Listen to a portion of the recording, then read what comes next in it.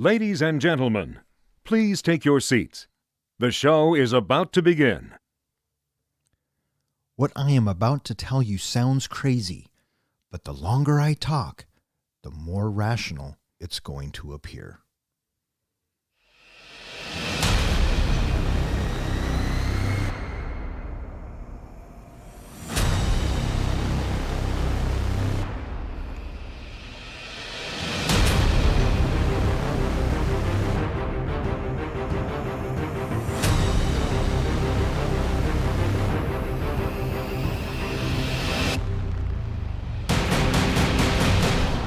Good evening and welcome to Two Guys. Fuck you. How do you know I wasn't talking about him?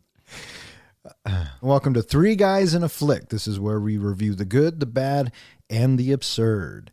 Tonight's episode, Edge of Tomorrow. Beware, spoilers. Broadcasting to you from my basement as always, my name is Don. And to my right, we have the comic book guy, John. How's it going? And to my right, we have our comic book guy, John. I feel like we've done this before. And to my left, we have the professor. Hold on. Listen. Okay, do it. How you guys doing? Good. Just doing good. Yeah. All right. The Edge of Tomorrow was released on June 6, 2014. It was directed by Doug Liman. The screenplay was written by Christopher McQuarrie, Jez Butterworth, and John Henry Butterworth. It stars Tom Cruise, Emily Blunt, Bill Paxton. Yay, Bill Paxton. R.I.P. Brendan Gleeson, and Noah Taylor. And it's apparently based off of a Japanese manga book called All You Need Is Kill by Hiroshi Sakurazaka. Nice going, Professor. Yeah, so it was based on or it was a book first, and then it got turned into a manga, and I guess it just kept going. It has. Yeah, the story hasn't ended. Right. A buddy of mine at work, we were talking about it because I had to ask him what a manga was. So yeah, it's kind of like it's almost like a comic book graphic novel. Yeah, that's what he was saying. In Japanese style. Yeah, Hugely successful in Japan. Yeah. Mm-hmm. So what do you guys think? Do you guys like this film? I dig this movie. It's a fun watch. It's a good summer movie. And whose pick was this? It was mine. It was Ken's last pick. And this was Ken's last pick of the 15 that we put in the helmet when we first started. We've come to the end of that one. So yeah, well done. It's a great action movie, but kind of a flawed story. Well, I mean, let's be real. It's Groundhog's Day meets robots. Well, Groundhog's Day meets Starship Troopers. Yeah, for sure. It definitely can be that. If you consider the mimics as bugs. But they're not supposed to be bugs. You know what they reminded me of? Like every other alien I've seen since 1999? Lay it on me. The Matrix. The way they moved and the way their tentacles moved, they look like the Sentinels. And once the camera stopped and we kind of looked at it, you know, they roar and you see the energy coming out of their mouth or whatever. They look less like the Sentinels, but as soon as I see them move and stuff, I think the Matrix, and I'm like, we couldn't get a better alien than that, but it could just be me. I think it's just you. I thought they were looking pretty darn good. Well, thanks, Professor. I read somewhere that Del Toro had originally designed a whole different look for the aliens, but they didn't like his designs, so they didn't use it. Who's Del Toro? The director, Del Toro. Guillermo del They Toro? brought him in to design the aliens. Oh, really? And I didn't know they that. didn't like his designs, so they went with a completely different design. Well, that's too bad. They had hundreds of different designs, and they had dozens of models that they went through. And in the end, they wanted to have something that looked very unique. And they eventually settled in on this design partially because of the fast, slow movement, as well as the attack style, that it could attack in multiple directions at the same time, piercing people. Yeah. All I'm saying is they look like the Sentinels. I can see how you would think that because of it's almost like that they're moving like they were underwater. Yeah. This movie certainly is not without its flaws, 100%. But it was enjoyable. And as far as a Tom Cruise movie went, I was really surprised. This isn't the first time I had seen it when we watched it the other night. I'd seen it before, but I never saw it in the theater, sadly. Did either of you see it in the theater? No, I saw it, I think, first time on HBO. I don't think I saw it in the theater. I kind of doubt it, actually. How did this do in the box office? It was made for $178 million and made roughly $371 million. And that's worldwide. Yeah, so it is considered a flop, I suppose, but it grew bigger in the home market, or as soon as they released it on Blu-ray. Rich, do you know what they did when they released it on Blu-ray?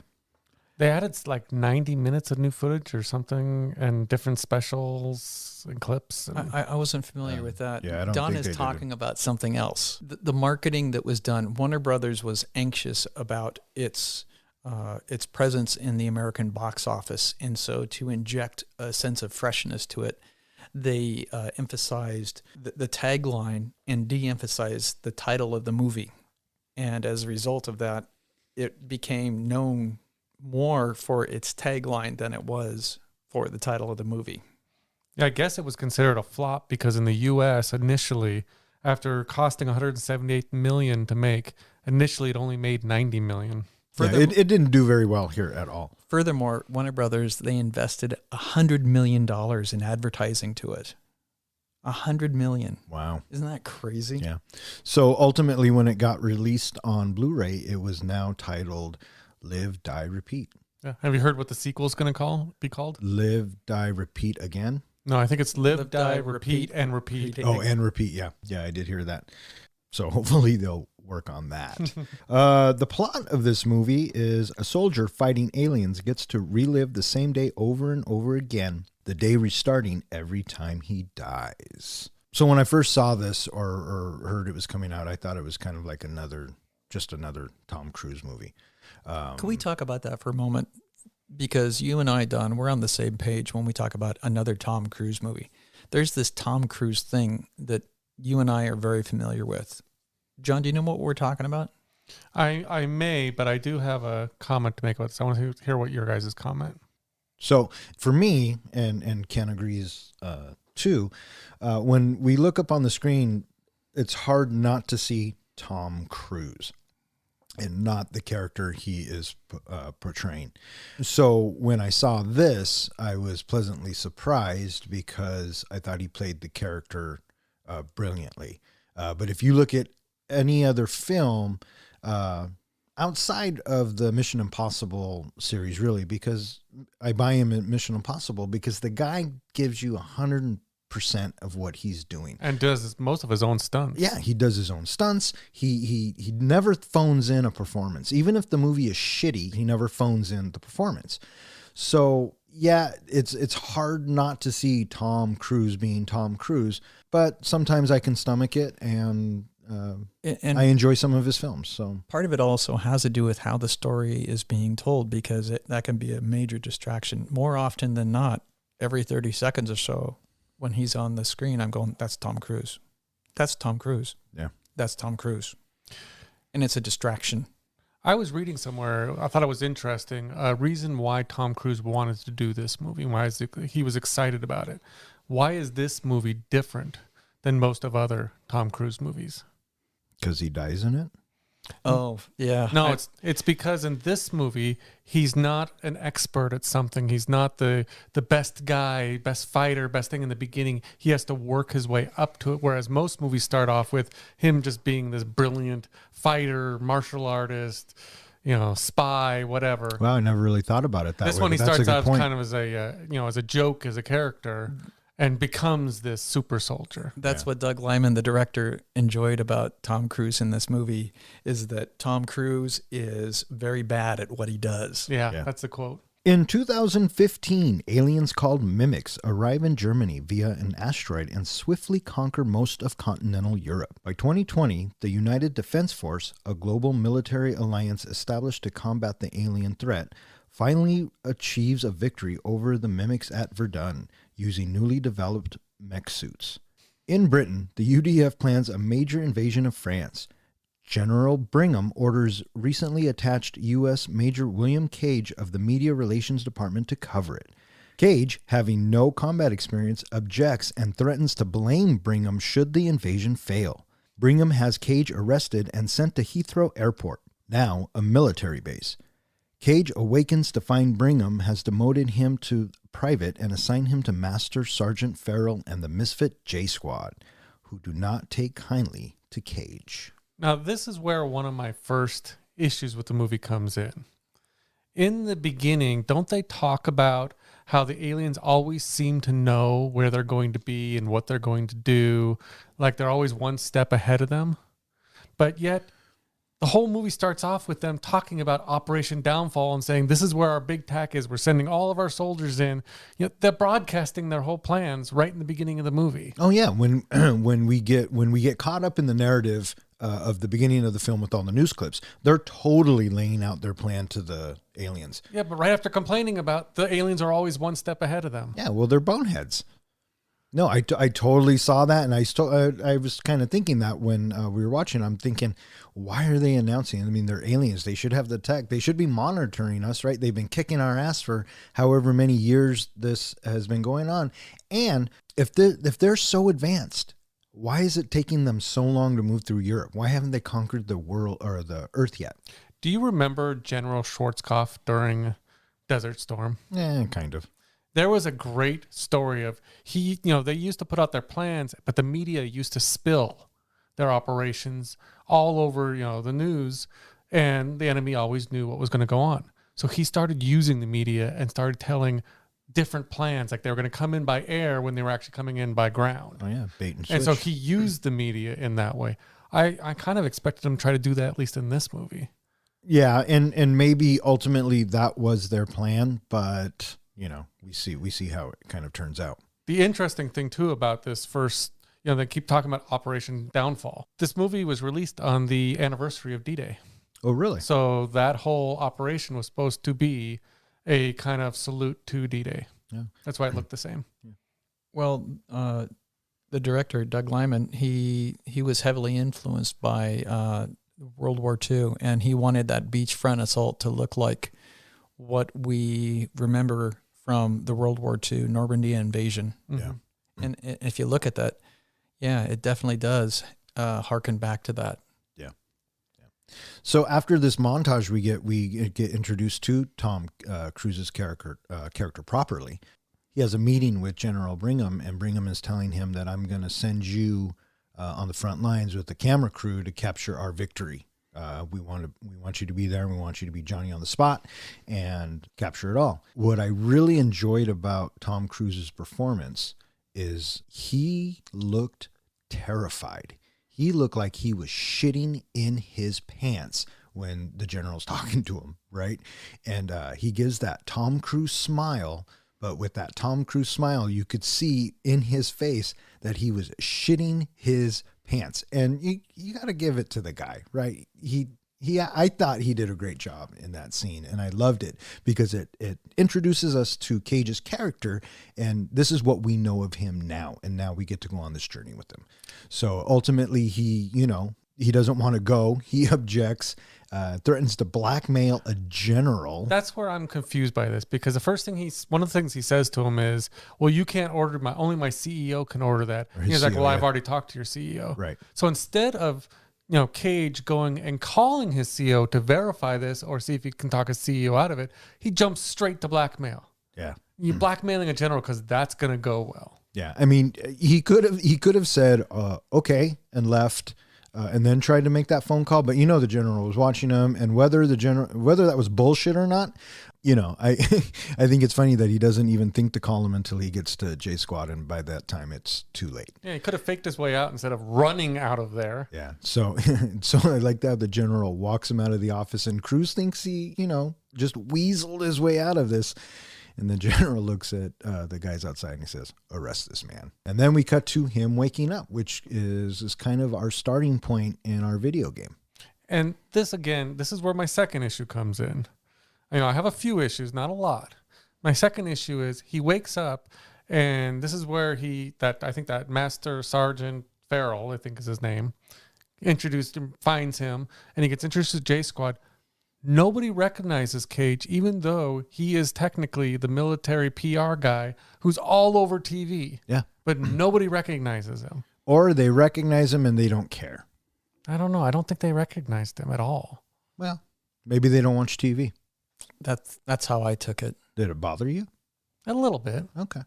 All right. It's just all of a sudden he's out there. He's just a private, and not even the master sergeant recognizes him. And I thought the movie kind of did I think the movie did a good job of kind of showing that when Cruz wakes up and they're like, wake up, maggot, blah, blah, blah. And he meets Sergeant Farrell, and Farrell's like, I'm going to turn you into a soldier or whatever. And Cruz says, look at me. I'm old. I can't be I'm going to be no good to you. So again, he's still trying to weasel his way out of going into combat. But Bill Paxton Oh my gosh. blew this role away. You know, let's talk about this for a second. So this is where he meets Sergeant Farrell, played brilliantly by the late, great Bill Paxton. Ken and I were talking about this.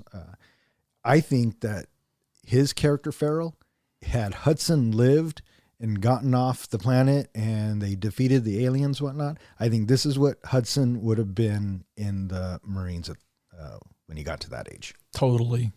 Yeah. Some great lines and, Great lines. So, are you from America? No, I am not. I'm from Kentucky. Yep. So many good Did lines. you get the Terminator references in this movie? I just remembered the car keys one. There was the car keys in the visor, but there was also when Cage first wakes up, he asks Master Sergeant Farrell, What's the date? What date is it? Well, that's after his first experience of 9. Yeah, after the first experience. But yeah, For you, Judgment Day. Yeah. No, there you go. So he gets introduced to Sergeant Farrell. Farrell takes him in to get processed. He now gets introduced to J Squad. They kind of introduce you to all the characters, and Farrell walks in and he breaks up a game of poker, and he talks about how he feels about gambling, and we kind of get a sense of what life is like for J Squad. he also brings up in his quote, what is his feelings on fate? And I believe J Squad says something along the lines of that they control their own fate, which is basically, as Don loves to point out, foreshadowing. Yep. The control of fate. So Cage can't get out of it. He's got to go to combat. We cut to the next day. They have these mech suits that, any science fiction movie these days, you're going to have a mech suit of some sort. I thought that these ones kind of reminded me of the power loader in Aliens, like the skeleton version of it. They went through a ton of versions on these. And the general criteria that they were looking for is you wanted to have the characters be easily recognizable and not hidden behind too much armor. And Doug Liman, he is very much somebody that is about the practical world. And he wanted very much to have existing technology that shows that this is probably capable within a couple of years. And so it had to be grounded in a practical sense as well. Yeah. And they built all of these suits and they made them look battle worn. And I thought the suits looked great. They had like over 100 different parts, 150 different parts, something like that. It's like, holy buckets. Yeah. Did you hear how much they weighed? 70 pounds, 80 pounds, 80 pounds. And then if it was with more rigging on it, then it'd be up to 130 pounds. Yeah. Yeah, I guess Emily Blunt first cried the first time she was in one because it was just so heavy. Yeah. But then she fucking nailed it. She got a little pep talk from Tom Cruise after that. He told her not to be such a wuss. Well, if anyone can say it, I guess it's Tom fucking Cruise. Yeah, he picked Emily Blunt for this movie. I guess he wanted to do a movie with her. Oh, really? Thought this would be a great role, and it was her first action role. Oh, she nailed it. She went on to do a couple others, but this was a great movie for her. Not to digress, but I did hear at one point that her and her husband, John Krasinski, were talking to Marvel to be Mr. and Mrs. Fantastic, to be continued. So yeah, he gets in his mech suit. They get ready to drop into France. And I thought this scene was fucking incredible. I thought the whole setup to this scene, even with, Tom Cruise first in the mech suit saying, how do I turn the safety off? I don't know what I'm doing. I have no training. And he's freaking out. I thought it was a great kind of just showing how, And he played it brilliantly. how sad he was. Right. So they're standing there, and these drop ships, it reminded me of droid dispensers, as I like to call them, in Phantom Menace, when they land on Naboo, and it comes out, and then they drop them. So I it's thought we were never going to bring up that movie. Phantom Menace? Yeah. I don't mind the Phantom Menace. Oh, okay. I'm sorry, listeners. I mind it, but, I don't mind it.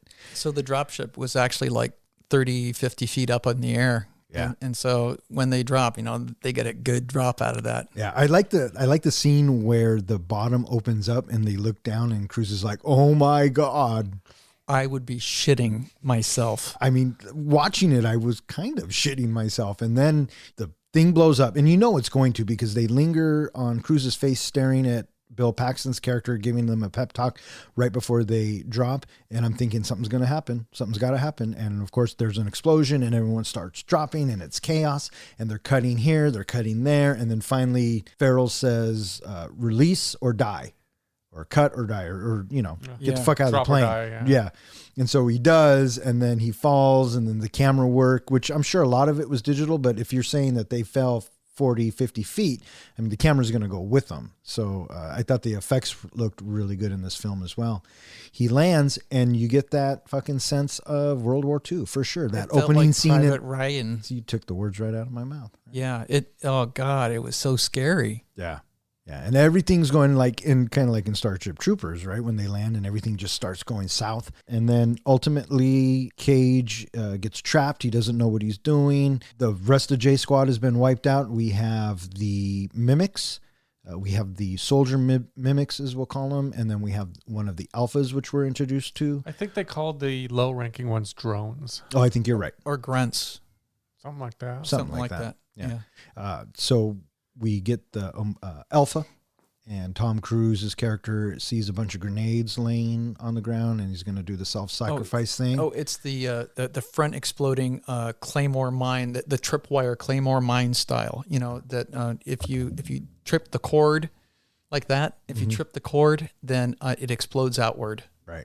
And so he put that right to his chest. And then the Alpha comes up to eat them. They blow up.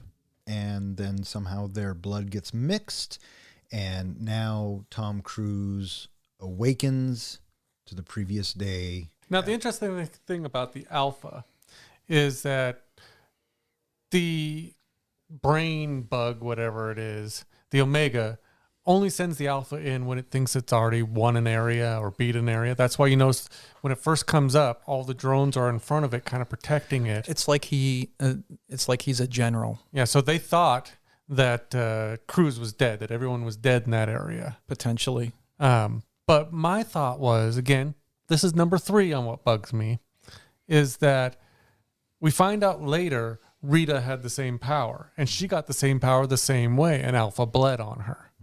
And she went through, I think, 300 times that she died and came back to life. That's what she says. Well, she says that, but she still went through it, and the Omega A bunch. figured out who she was, and then eventually she lost the powers. Okay, but that's not exactly how it was laid out in the story. What was laid out in the story was that she became injured. She bled out just not fast enough, where she was given somebody else's blood. But that scientist guy said the Omega was onto her because she started getting the visions and they were honing in on her.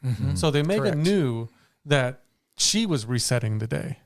So if Correct. you know that humans could steal the power by getting an Alpha's blood, why would you send an Alpha back out in the field? For the sport of it. Or just because it was in the script? Or because it was written that way. They thought Cruz was dead. And previous times has proven that, they're kicking our ass. Slowly, mind you, but they're kicking our ass. So, and their alphas could be a dime a dozen. There could be 1 billion alphas, so it doesn't matter. They have more, they can spare more blood. Yeah. Like what's-her-face says in Infinity War. Well, the thought is, I guess, the Alpha tricked them at Verdun to thinking that they were winning. Right. And now they were sending all of their soldiers into one place where the Omega could have a concisive victory. Yeah. The landing in France is a colossal failure. Farrell and J Squad are quickly killed. Cage uses a claymore mine to kill an unusually large blue mimic, but it is mortally wounded by the explosion and covered in the alien's blood. Cage jolts awake to find himself back at Heathrow, reliving the events of the previous morning. His attempts to warn Farrell against the invasions are ignored, and he repeats the loop of dying on the beach and waking at Heathrow again and again. During one loop, Cage tries to save Sergeant Rita Vratsky, a celebrated hero of the Battle of Verdun.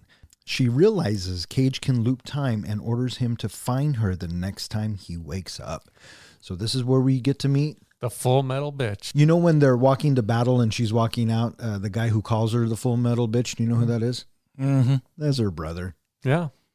Nice cameo. So she got to punch him. Yeah, and he takes a fall. So yeah, she is the badass. She's the Angel of Verdun. She's known all over the world. She figures out what's going on, or she kind of realizes. You say she's known all over the world, but you notice when later on in the movie that Cage and her show up at that office area to go see the general. Mm-hmm. Nobody knows them. Actually, going up the steps when they go in, she gets recognized. Oh, does she? Yeah. Okay. She gets recognized, and Cage says he recognizes you every time. So turn around, and then she hides behind him as they. But I see what you're saying. up. There are a lot of people that should know her. Mm-hmm. I mean, her face is on a bus. Yeah. So I'll just go ahead and chalk it up to the guy always notices her, and it was written that way. How badass was it that she carries a helicopter blade as a sword? Oh, it's completely badass, and it totally fits the character. Do you know why she carries a sword? I did read that she carries what's called a melee weapon. Melee. She carries a melee weapon because in her past experiences, she always runs out of ammo. Yeah. Cage reawakens and locates Vratsky, who takes him to Dr. Carter, an expert in mimic biology. He explains that the mimics are a superorganism in which the omega controls the cerebrum, while the alphas behave as a ganglia through which the omega controls ordinary mimics. If an alpha is terminated, the omega resets the day and adjusts its tactics until the battle is won. Cage inadvertently hijacked their ability to reset time through his exposure to an alpha's blood. Vratsky had this ability at Verdun, using it to win the battle before she was wounded and received a blood transfusion, thus losing the power. She tells Cage to locate and kill the Omega to end the alien invasion. Did it bother you, either of you, that this was just the classic? Anytime it seems like there's an alien invasion, there's always one hive mind, big boss. They just have to kill one alien and win the war. Oh, I've seen it in a lot of movies. Yeah, that was one of the big differences between the book and the movie. In the book, there was no one brain bug. There was no Omega. So during this time, I will say that I definitely enjoyed watching Cage's battle training happen. And that was one of the things that Tom Cruise enjoyed as well about this character. And so far as being able to have somebody that dies over and over again, it's kind of fun to look at how many different ways somebody can die. I guess Tom Cruise and the director, they wanted each one of his deaths not only to be scary, but funny. And I think they accomplished that. Yeah. He likened it to like a Wile E. Coyote and the Roadrunner. Yeah. What was your favorite way of him dying? One of mine was during the training where I think he broke his back. Mm-hmm. And he was like, it's all okay. It's okay. I'm fine. It's okay. Okay, go ahead and do it. For me, when he is asking Rita, have you explored all the different ways that you might be able to transfer the power? I mean, all the ways. Are you talking about sex? Well, I was just thinking. And then she whaps him. She T-bones him with one of the machines. Oh, right. For mine, I think my favorite death scene is when he's doing push-ups, and he thinks he can roll underneath the truck that's coming along. And the first time he tries it, he does it, and he just lets off a crazy scream. We get to hear that scream a couple times. It's a nice high-pitched scream. Ah! It's a nice high-pitched scream, and I really enjoy it each time we get to hear it. What does Bill Paxton say? He says something like, "What'd you do that for?" Now, this brings up an interesting point, and I was reading about this. Critics online bring it up, that is he resetting the day, or is he going with the end game theory of he's just creating new branches of time because he's dead, yet Bill Paxton's going on. So I thought about that too, because what happens in these timelines? Do these timelines continue on, or did they stop? I mean, like, how many times is Rita facing some sort of a court-martial for shooting Cage's character, right? Is she getting in trouble over and over again? How many different timelines are going on? But they probably just don't exist anywhere. Right. They don't say he resets the timeline. He resets the day, so everything starts over. Mm-hmm. That's what I kind of think. But the too. day kept going after he was already dead. Although some people say, well, maybe he didn't die right away when he got run over. Yeah, sure. Whatever. Because it was written that way. The story tells me that he resets the day. And, to be honest about it, it didn't matter to me where I would want to even think about that, if that makes sense. Mm-hmm. It was Groundhog's Day. Mm-hmm. You could say the same thing about Groundhog's Day or any other movie that Reset. is based on Groundhog's Day. Even though it was very Groundhog's Day, did you know the big difference between this movie and Groundhog's Day besides the aliens? Bill Murray and Tom Cruise? Yeah, well, just the kind of the story of the resetting. No. Well, how Tom Cruise's resets are different than Bill Murray's resets. Well, Okay. Tom Cruise dies. Bill Murray goes to sleep. Or he can die. Yeah, well, the big Bill thing Murray is, kills himself a couple times. the big difference is that every time Bill Murray resets in Groundhog's Day, he's excited every time a new thing comes along. I guess Tom Cruise's character Cage was written that every time something new came along, Tom Cruise was supposed to be afraid of it. I didn't see that. It was really more in the manga that they show that, but Even in Groundhog's Day, he's not always excited. He's actually kind of pissed off a lot of the times. Mm-hmm. Yeah, he looks depressed and bored with it. Before he figures out, he spends the first half of that movie trying to get laid.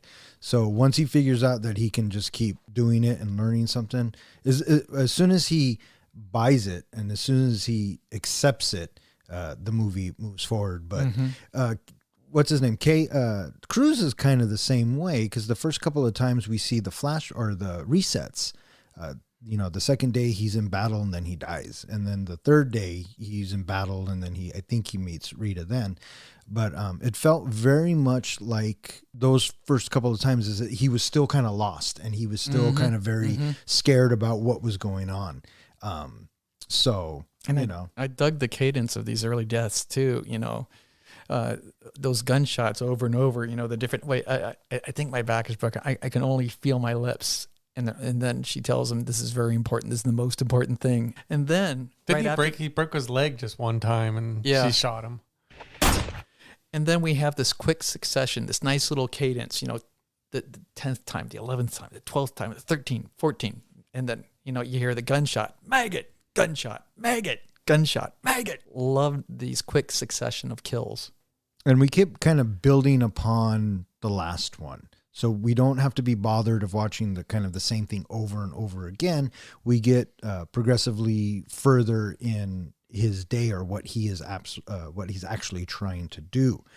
I thought this section of the film was brilliantly cut, and it kept me moving and it kept me entertained. And that's what surprised me about this film, is that this scene of him, this repetitive sequence. The editing is key. And it's almost a perfectly edited movie. Did you get the feeling of what the original writer was going for, which was, this is a video game? That basically, just like any video game, you can reset it, start over, and try to do it a different way. So much so that when he does finally lose the power, I'm thinking, fuck, this is his last life. This is it. Yep. Mm-hmm. Mm-hmm. So, very much a video game. And that's what I kind of dug about it too. And then you start thinking about, okay, if he's gotten this far on this day, when he resets, does he have to go through all of that stuff to get to this point again? And then the further he gets along and he has to reset, the further he has to go, but then if you keep doing it, you're going to get the pattern down and you can get to your last save point quicker. He just needed the cheat code. Yeah. Yeah, but it's also done well where you have some of the editing that shows that there is more passage of time that we don't see. Like the first time that he's talking to to Rita, and he's talking about how this isn't the first time they met, and he has what she has. And then we watch him shoot a mimic over his head, and then she's in awe, and then he shoots a mimic to the left. She's in awe again. Come on, we have to get out of here before this explodes. And then he kills another one, and he's like, wait, okay, go. Over many loops, Veratsky trains Cage to excel in combat. After a frustrating lesson, Cage escapes to London, only to discover that the mimics will attack there next after the invasion. After seeing visions of a dam in Germany where the Omega is hiding and spending many loops figuring out how to escape the invasion and reach the dam, Cage grows closer to Veratsky, but she is only interested in the mission. Upon reaching a point where Veratsky is killed no matter what they do, Cage flies to the dam alone. The Omega is not there, and he is ambushed by an Alpha who attempts to strip him of his ability to reset time, but Cage deliberately drowns himself. Okay, so this point in the movie is where an issue bugged me the most. I don't know how you guys felt about it. Was Cage tells Veratsky not to take the helicopter because she dies every time she gets in the helicopter. Yet she insists on taking the helicopter. Can't he just say right in the beginning, you're going to want to take the helicopter. It's going to screw up the mission. We're going to die. Don't do it. He probably has spent many a time trying to do that. And I would assume that some of them did work because he said he tried everything. So maybe they did skip it one time and they're killed right away, or whatever happened. Yeah, it was kind of, I felt like she was doing it just to kind of prove him wrong, or. But she had followed his direction the whole way there. You know, go left, go right, do this, do that. This is the one thing she's going to disagree on, that he tells her it's assured you're going to die. Well, at this point, you know, he notices, or she notices. He tips his hand because he's sugar, right? And then he says, you like 3. Right. So he knows her coffee order. And she knows that he knows more about her than she realizes. She just met him. Mm-hmm. Really. She has to go through and meet him every day again and again and again. And he has the advantage of knowing so much about her. So it's, in a way, it's kind of weird. But does she purposely go to the helicopter? Probably because he freaked her out with that moment about the sugar.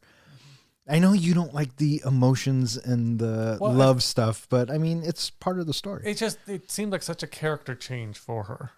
That like I said, she was all soldier following his direction, and now she's going to do something that she knows. I mean, he flat out tells her it's going to screw everything up and screw the mission up. Yeah. And she dies every time she does this. She doesn't go any farther. Well, if this is the first time that he tries this approach, and she is freaked out, and I think it's emotional, and she goes out, and if she dies, she knows he has to die because they have to reset the day. Mm-hmm. So who knows at that point? Mm-hmm. Then my other thought, and I think, Ken, you were kind of talking about this, of, how long has he gone through the whole day before, he has to reset and start over? How long they started in Verdun, where is Verdun? France. Is that in France? And they have to go all the way from France to a German dam. How long does it take to go from France to Germany by car or whatever? That's a long time. So they've probably done a lot of travel, and now he's got to go through all that over again. Yeah. It kind of hurt my brain to think about, once he resets, what he's got to go through. They have to go see Dr. Carter up until the point where they don't need him anymore, and they know what they're looking for. Yeah, because eventually Cruz does start getting the visions, and that's when he sees the dam. And, it hurts the mind to think how many times this has happened. Okay, but think about how many times you've played a video game and you've gone through that level a bazillion times. Countless. I quit after 3 times. And when you go through those levels, you do this, you do that, you do this, you do that, and then I got to do this, I do this, and I do that. Same thing for him. And what I enjoyed or what I appreciated about this film is every time we progressively got further, it didn't slow us down. What's that game, that cowboy game that you go through? Red Dead Redemption? Red Dead Redemption. I think I was telling you about this. I bought it. I played it. I got through the first training mission where you have to go and kill some people at a barn. I think I went through it 5 times. I haven't touched it since. So I would be horrible in this movie. I'd be basically Tom Cruise. I would just be sitting down, accepting my fate and dying every time. I think I would be Bill Murray just driving off the cliff in Groundhog's Day. Over and over again. So you know that scene where they make a break in the RV park, in the trailer park, and remember to unhitch the camper, Which she never does. which she doesn't, and then she takes off wildly, and it's swinging madly behind them. When that is happening, the director told her to do that because they wanted to have the trailer kicking back and forth wildly like that. Unfortunately, she missed the mark where she was supposed to be doing that, and she overshot it, and she slammed the minivan into a tree, and she was petrified that she could have killed Tom Cruise in the accident, but they ended up just laughing hysterically about it after it happened. Wow. Yep. It's crazy.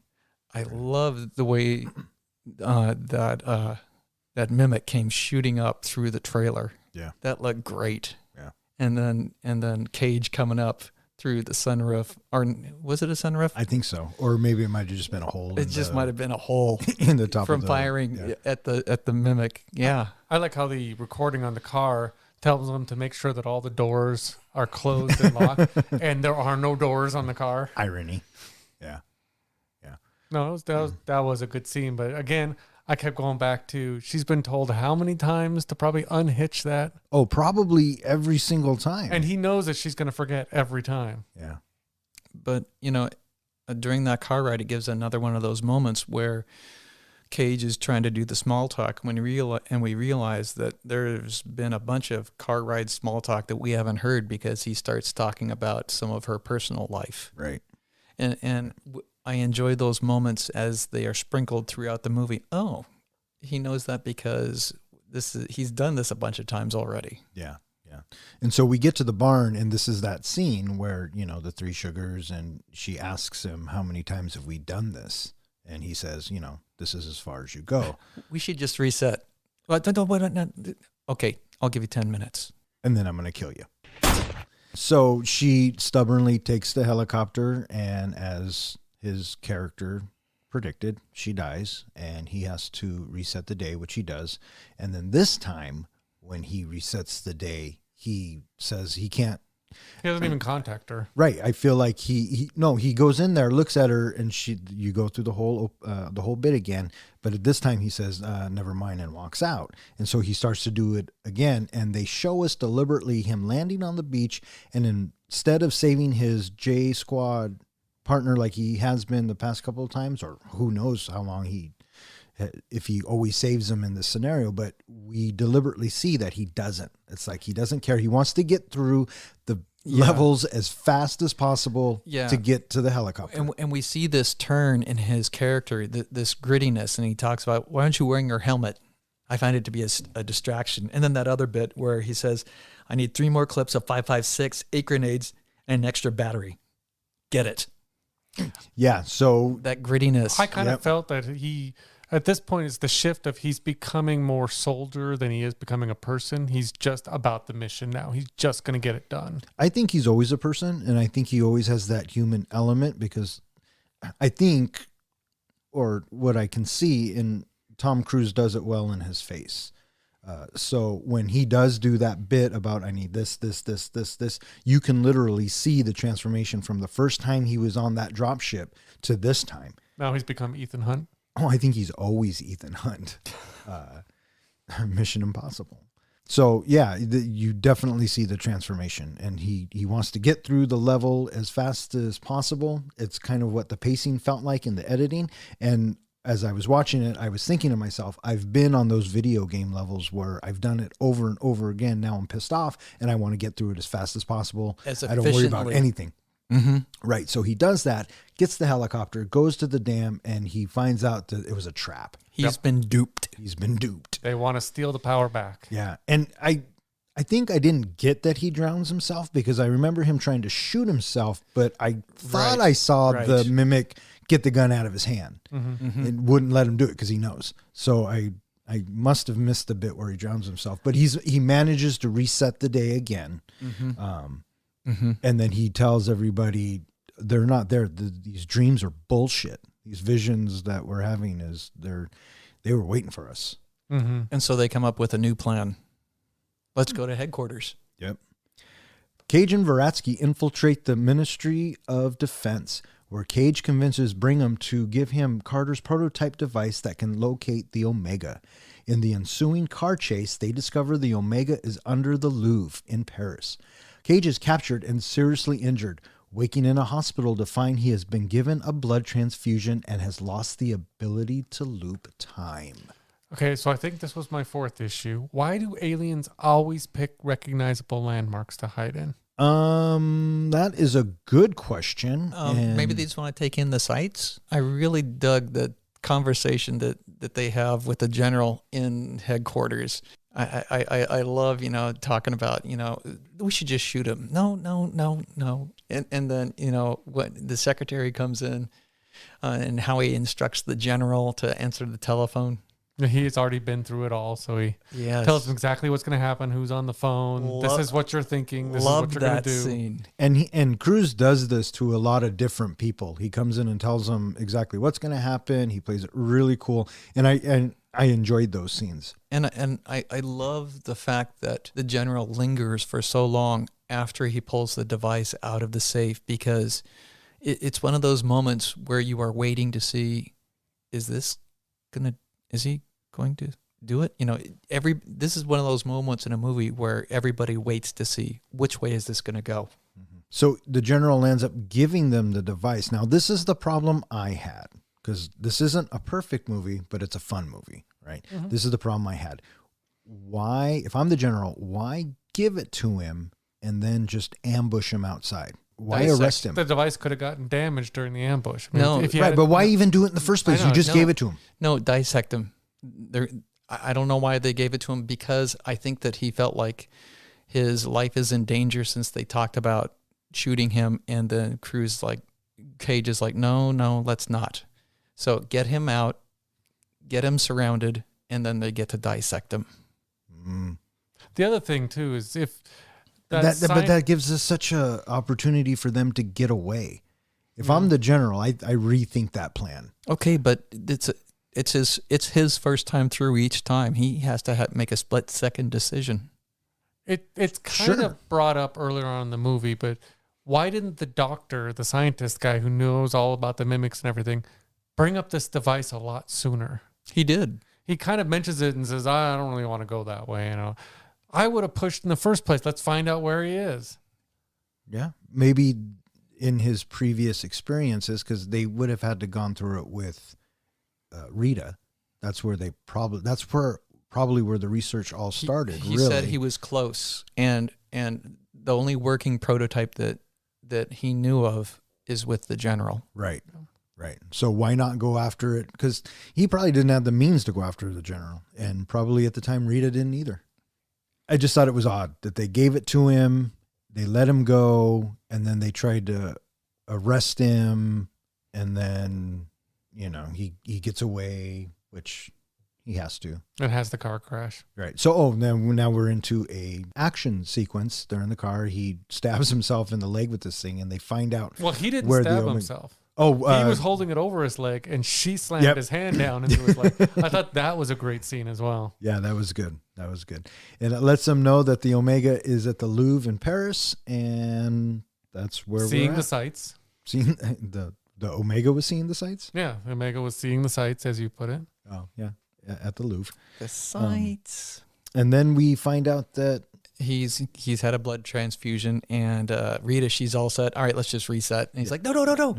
Yeah, and this is where I got that feeling, right? This is your last life. This is it. This was one of my favorite interactions between the two. When he's upside down? When he does the whole thing of he's trying to get out, and he turns himself upside down, and she still has to come in and save him. Yeah. This is the big Tom Cruise escape moment. Cage, it took me 3 minutes. And you're still in here? Yeah. So I thought that was just great. Yeah. The chemistry between Blunt and Cruise worked. So it was enjoyable. I like that. Veratsky frees Cage and they recruit J-Squad to help destroy the Omega before the invasion begins. They fly to Paris where the soldiers sacrifice themselves so that Cage and Veratsky can reach the Louvre. Before luring away an Alpha standing between them and the submerged Omega, Veratsky kisses Cage to thank him for getting her as far as he did. When the Alpha kills Veratsky and mortally wounds Cage, he manages to drop a belt of grenades that destroys the Omega, killing the Alpha and the Mimics. So what'd you guys think of their assault on... Well, first, I liked the recruitment of the J-Squad. Totally. Right? Totally dug that. Yeah. Yeah. And he comes walking in, and I'm sure Farrell has assigned privates to go look for him, and then they finally meet, and he tells them all this stuff, and just that dialogue and that the quick cutting, and now they catch us up really quick, and we know that he's done this probably a million times because he knows everything about each one of the J Squad. So if you try to wrap your head around that, it's insane. It made me feel so much better to see J Squad come back into the storyline, because once Cage is out, I'm thinking, oh, we're fucked. Yeah. It's just like, that's it. No more resets. We are so to get the J Squad come back in, it's like, okay. Yeah. And all that training, all that dying, all that time, it has all come to this. And so they get J Squad involved. They steal I guess pretty easily, they steal a transport. That's a little strange. That's okay. People get in aircraft all the time and just take off. It's all good. It's all good. They get to the Louvre. There's an attack coming. It kind of reminded me of Revolutions a little bit when Trinity and Neo were going after trying to get the Machine City. Do we have to talk about that? No, I was going to move on until you Please. interrupted me. You're still interrupting me. So I really like that scene, and then that gunner that they put on the out of the that was the scary spaceship as or the shit. Can ship. you imagine dangling outside? No, And how the fuck does he live through that? I didn't know he lived. Well, Tom Cruise He Tom is remember the gunner on the side, Right. and You he get the- crashes into the pillar. you get the mimic coming in through the back cockpit door, and then he says, "Okay, hold on, I gotta go." And then he goes out to the side door, and then he's dangling outside shooting the gun. and they hit that pillar, and I thought, of all He says, the deaths, punch it. all of the deaths that killed Cruise throughout the movie, that one should have been assured. Totally. There's no way he would have lived through that. But no, he's still there dangling after hitting the pillar. He's Tom freaking Cruise.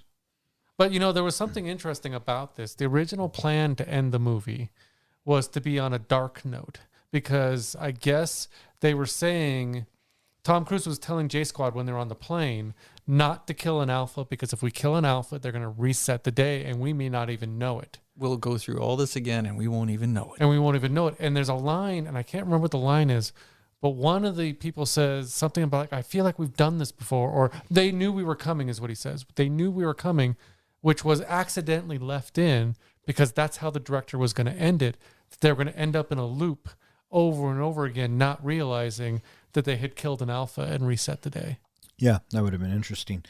So yeah, they get into the Louvre, and Rita dies. Sacrifices They herself. work their way Sacrifices down, herself. which Yeah. takes me to the kiss. And the kiss, so, man, I tell you, it chaps my hide. It so does not belong in the story. Can you imagine meeting somebody, and then at the end of the day, you give them a kiss like that?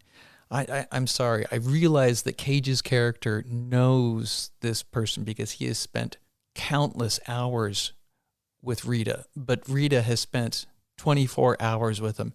And I thought that kiss was just way off the mark. It would have been such a richer story if she just could have said something to the effect of, I only met you, yesterday, and I know that you know me a million times more, but I just want to say thank you. And then I would have loved it just with a little touch of their foreheads, and then Little she leaves. Fist bump. Not a fist bump, just a touch of their foreheads, and then she leaves. I kind of took it a little bit differently. I didn't take it as a romantic kiss. I took it as she knows she's about to die. This is the last thing she's going to do.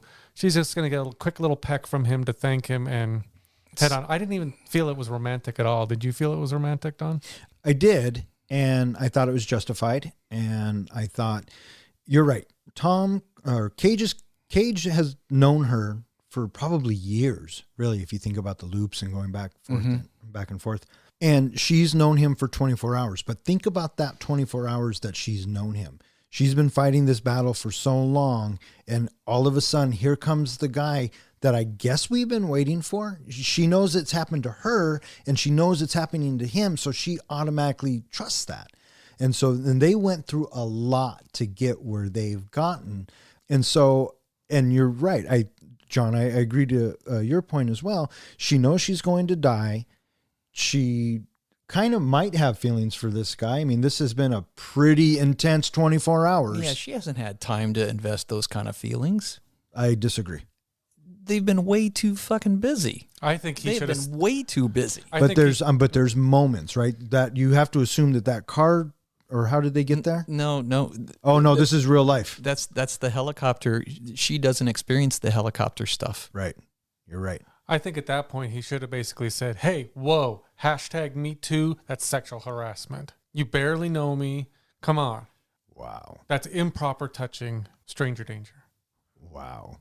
So there you have it. You have 3 different views on Tom Cruise and Emily Blunt's kiss. Now let's get to the next part where, he's floating down and he opens up his hand with all the little grenade things, a la War of the Worlds. Yeah, that was the same thing. He did the same thing in War of the Worlds. Did he really? Yeah. When he was sucked up into the machine. Where the grenades are released, and then all of a sudden you see the hand open up and the pins come floating out. Yeah. But he did that with the grenade belt in War of the Worlds. Yeah, I didn't know that. So anyways, yeah, we have that kind of cliche, pull all the rings. It's been done a bunch of different times in a bunch of different movies. But here, it works. It's fine. And he gets to blow up the Omega and everyone else. So I did an unofficial count. How many times we got to watch Tom Cruise reset himself? How many times was that, Professor? I had an unofficial count of 33 times. They are saying, I think the director said this interview, he thinks that it was at least 1,000 times for Tom Cruise. I've heard that too. And I also heard somewhere that if you did the math, or I think it might be on YouTube, it's like 13 years worth of resetting the day. That would suck. If you put all the time together. He probably doesn't. That makes Bill Murray a wuss. Kind of. But I mean, he only does it 12 hours at a time. So, I mean, that's got to be absolutely, or however long, right? It can't longer. be, I'm sure it is. Because they say he, at the first base that he was at where he wakes up, hello, maggot, or get up, maggot, whatever it is.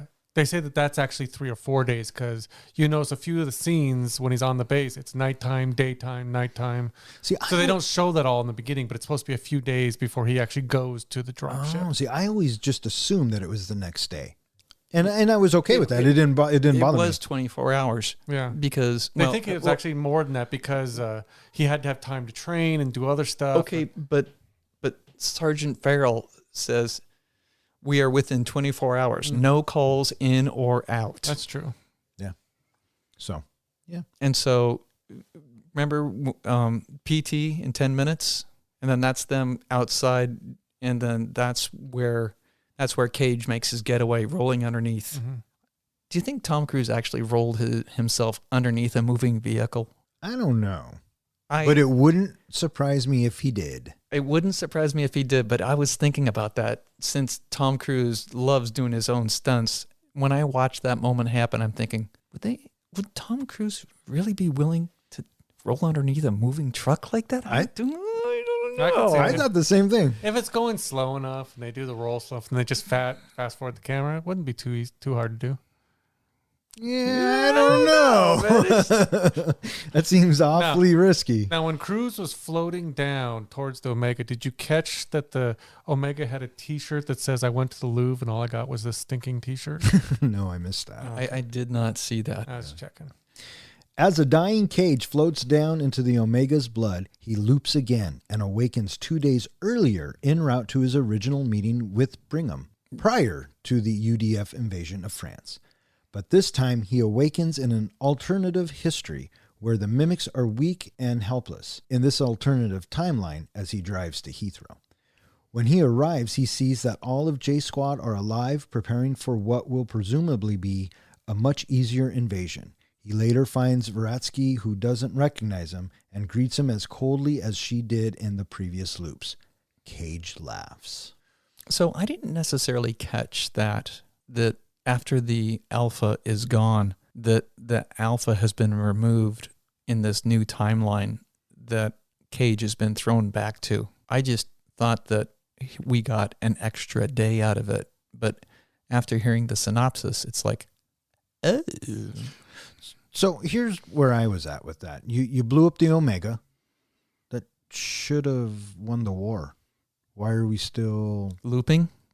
Why, No. I get the loop. For sure, I get the loop. Why are they still fighting? Why are they still fighting? Why are they still training? Why are they still on base? The way that I got it was the Omega was the brain, and he controlled all the drones and the alphas and everything. Now the brain is dead, and they're acting independently. They are no longer a hive mind.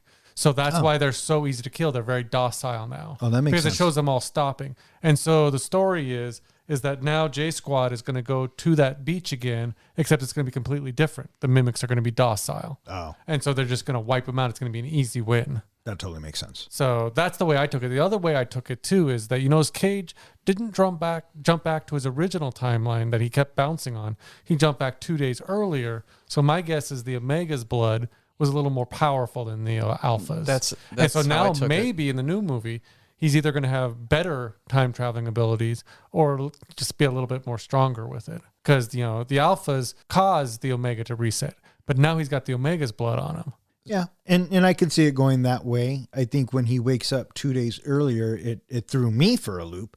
That's for sure. And I'm thinking, why are they going 2 days back? And then I thought, you know what? I've been with them this long. I'll just write it out to the end. Yeah, so but it didn't bother me too Get the much. happy chiming church bells. But now he's back Totally. to being a major, and he's, Yeah. didn't have that trying to escape kind of thing, all that happening. So he gets still has his rank. he gets the Back to the Future ending. Yeah. Gets the black truck, gets his girlfriend. But of course, I think I had to have a feeling that Rita wouldn't want to be with a major. She'd be with a private before she'd be with him. Because now she's going to think he's just this upper class snotty guy who never fought a day in his life. No, he's going to tell He her. didn't tell her That's the what whole I story. think too. Of course he does. She thinks he's a stalker at first. What are you looking at? Yeah, and true. And then he's just giggling like a little boy. True, but then we cut to black really quick. So, I mean, he flashes that Tom Cruise smile, and he's going to win. Now, the sequel coming out, do you kind of hope it starts there, or? Well, to be quite honest, I really don't want a sequel. I don't think it needs one. I thought that I read someplace, but of course, as with all scripts, they go through lengthy revisions and, one storyline, another storyline. But I thought I read somewhere along the line that maybe it is not after this, that it is a prequel of sorts. Which kind of makes it even worse. Well, it's supposed to have both, Cruise and Blunt have both signed on to do it, so I don't know how they would do a prequel that would work. Well, he can jump back to save her original love. And Verdun. Ed Verdun. I really hope, So that sounds dumb. So in general, Rita, total badass, right? I thought she was, except for the kiss, I agree with you, Don. I thought she was scripted and designed perfectly for a badass, warrior, not just, looking at a female versus male. She's badass. Oh, yeah. She was definitely a soldier. The angel of Verdun. Yeah. She was the angel of Verdun. Absolutely. Well put. She was totally fierce. Yeah. During her when she was trying out for the scene, when she does that plank hold for longer takes, she did need a wire for that, but she's actually capable of doing that. And so when she was trying out, there was a cast member that said, show him that yoga move. And she just casually demonstrates it.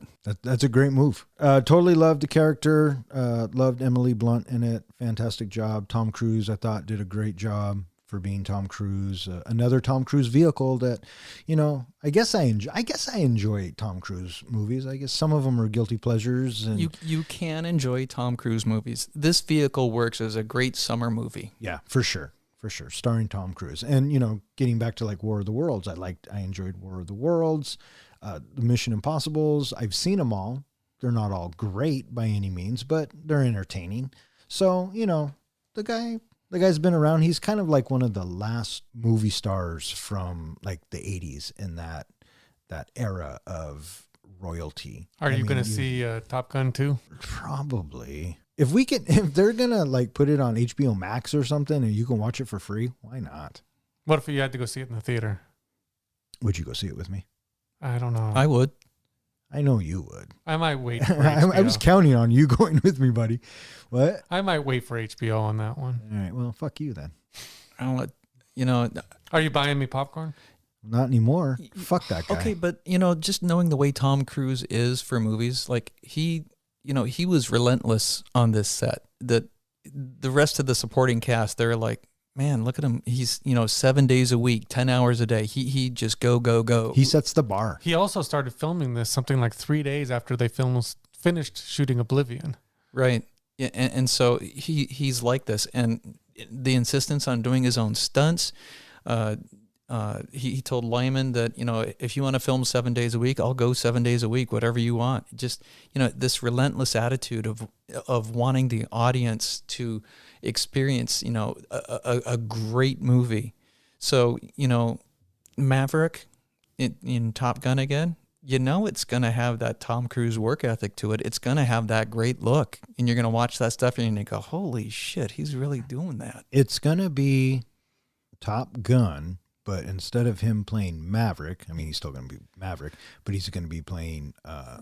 Striker? No, Slider. Yes. Yes. Not Viper, but Tom Skerritt's role. Yes. What the fuck is it? It's Tom Skerritt's role. Viper. Jester. No, Jester's dead. It is Viper. Yeah, because Ronnie Cox is Jester. No. Michael Ironside. Jester's dead. Right. So it is Viper. Mm-hmm. Yeah, he'll be playing the Viper role, even though he hasn't progressed anywhere in the Navy since we've last seen him. So I might already have problems with the movie, but we'll talk about that later. All right, let's talk about rating this movie. So when we rate our movies, what do we do? Basically, our ratings are based off of if you're channel surfing and you come across this movie, are you going to immediately watch it? Are you going to just watch parts of it? Are you going to see what else is on? Maybe there's something better on. Yeah. You just kind of, it's how much we're going to want to watch of this movie and will it trump other movies? So basically we give it a 1 through 5. 5 being, I'm going to watch this movie every time start to finish. 3 being, I might watch a couple of scenes of it and then I'll skip on another movie. 1, I'm skipping forward to find something better. Yep. For sure. Your movie, Professor, you're up. Okay. So, for this being a Tom Cruise movie, that works a little bit against it because I got to overcome that Tom Cruise bar. It's a little bit of an obstacle for me. But I think that Tom Cruise delivers well on this, that I don't see him, the actor, I see more of his character, Cage. And I am very entertained watching all the different deaths that he goes through.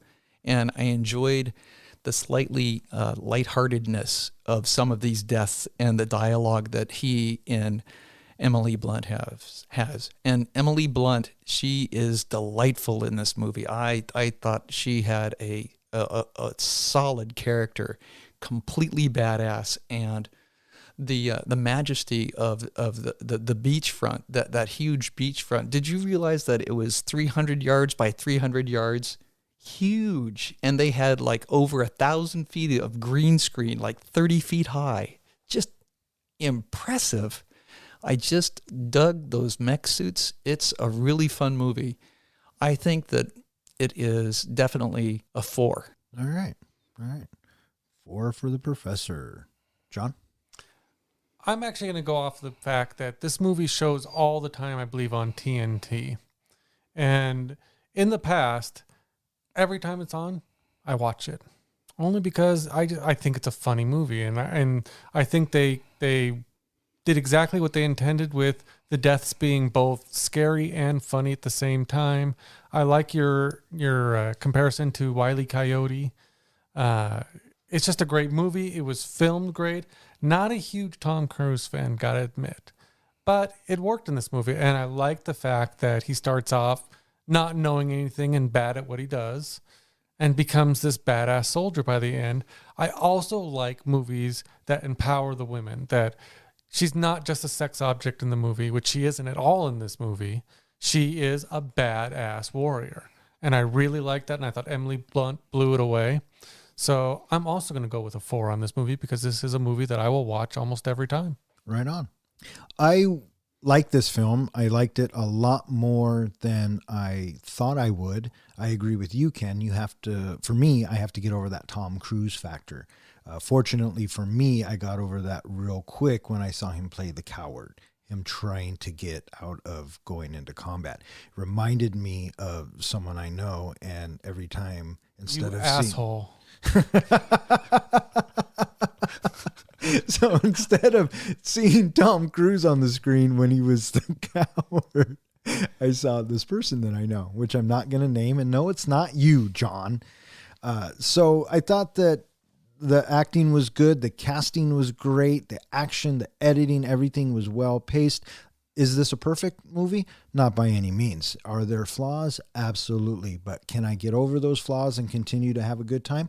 Yeah, for sure. This movie is on a lot, like on TNT or TBS or whatever the station is. So you get the commercials, and you know me, I'm a movie snob.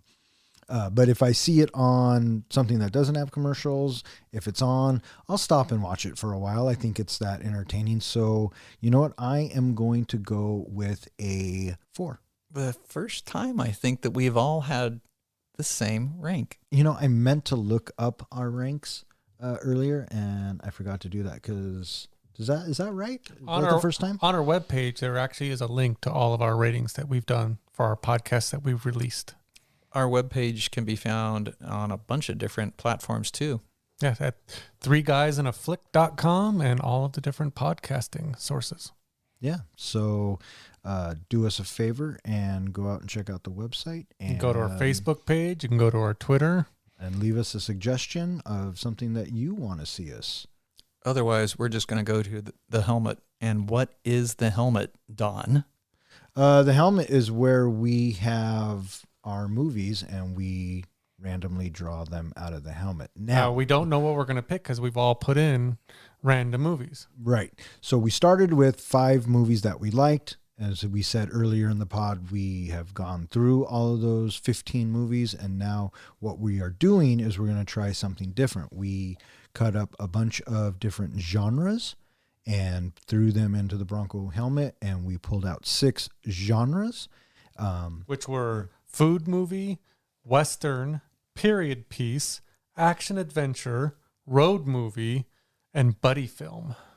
That's right. And so when we came in this evening, we put all of our picks on our Post-its and we put them in the Bronco helmet. So now we have how many 16? movies? No, 18. Well, 17 because I haven't put in my action yet.